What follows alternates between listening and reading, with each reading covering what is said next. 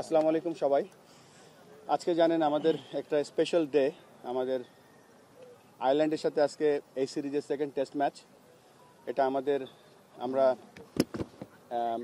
এক সিরিজে 1 টেস্টে এগিয়ে আছি। এই টেস্টটা আমাদের জন্য গুরুত্বপূর্ণ টু উইন দ্য সিরিজ। সাথে সাথে আজকে আমাদের বাংলাদেশের 25 বছরের যে টেস্টের হিস্ট্রি, এই বছরই কয়েকদিন আগে আমাদের 11ই নভেম্বর গিয়েছে, যেদিন আমরা 25 বছরের আগে যে প্রথম টেস্ট খেলেছিলাম সেটা উদযাপন করেছি। আর সবথেকে বড় উদযাপন হচ্ছে আমাদেরই একজন খেলোয়াড়, x captain Mushfiqur Rahim 100তম test খেলছে। আমরা ছোটোবেলায় পত্রিকায় দেখতাম বিভিন্ন টেস্ট খেলুড়ে দেশের খেলোয়াড়রা 100 টেস্ট খেলছে, সেটা আমার ঘরের ছেলে মুশফিক প্রথম 100তম টেস্ট খেলছে। তো আজকের দিনটা শুধুমাত্র টেস্ট ক্রিকেটের জন্য আমাদের জন্য একটা অত্যন্ত একটা মাইল ফলক আজকে আমরা পাস করলাম। এবং আজকে আমাদের মাঝে উপস্থিত হয়েছেন আমাদের সম্মানিত উপদেষ্টা। তিনি আজকে এসে মুশফিকুর রহিমকে উইশ করেছেন এবং আমরা যেই অবস্থায় আছি আজকে যেই টেস্টে সোফার একটা ভালো পজিশনে আছি। So thank you for all the support.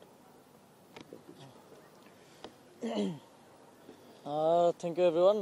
আজকে আপনারা জানেন যে গতকালকেই আমরা আমাদের খেলাধুলার একটা বড় অর্জন, গতকালকে আমাদের জাতীয় ফুটবল দল প্রায় 22 বছর পর ভারতকে হারালো প্রথমবারের মতো, এবং বাংলাদেশের মাটিতেই সেটা সম্ভব হয়েছে। একই সাথে আজকে আবার বাংলাদেশের প্রথম প্লেয়ার হিসেবে 100তম টেস্ট খেললেন মুশফিক ভাই। আমি যদিও সারাদিন মিটিংয়ের পর মিটিং, এই কারণে পৌঁছাতে একটু দেরি হয়ে গেলে এই জন্য দেখতে পারলাম না, এবং 99 রানে আজকে খেলা শেষ হয়েছে। কালকে উনি 100তম টেস্টে 100 রান করবেন, এটা আমাদের জন্য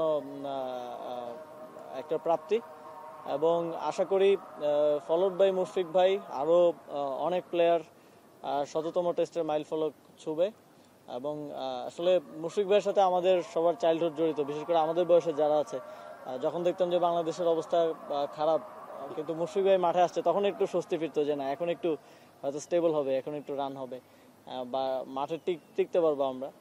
তবে বাংলাদেশের ক্রিকেট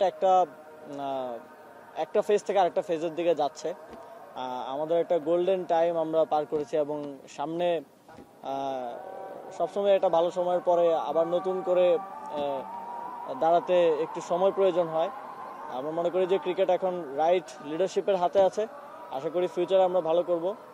আমরা ফুটবলে ভালো করছি, আমরা অন্যান্য স্পোর্টসেও ভালো করছি, এবং আশা করি যে বাংলাদেশ স্পোর্টসের দিক থেকে পৃথিবীকে একসময় লিড করবে, এবং আমাদের এই অর্জনগুলো আমাদেরকেও অনুপ্রেরণা দিবে, বাংলাদেশের মানুষকেও অনুপ্রেরণা দিবে স্পোর্টসকে সাপোর্ট করতে। Thank you.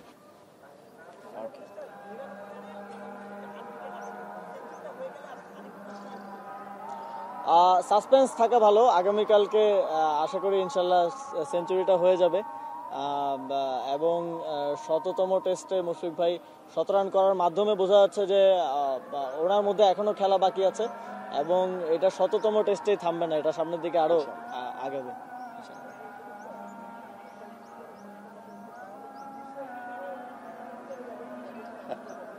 সেটা পরেই ঘোষণা করি, ঠিক আছে?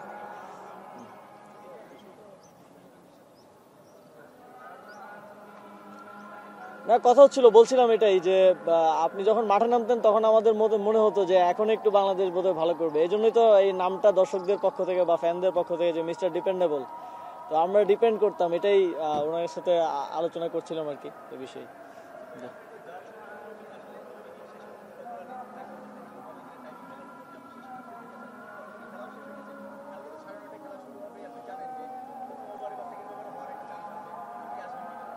আমি সর্বোচ্চ চেষ্টা করব।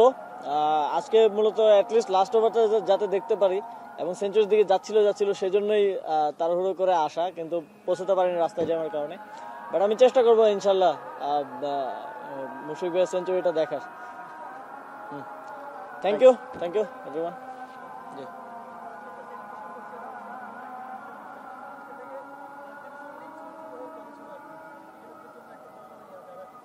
আপনি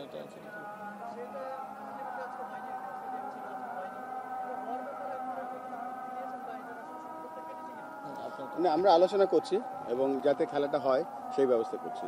তো আমরা আমরা সিসিডিএম এর সাথে বসে সিদ্ধান্ত নেব। Thank you everyone.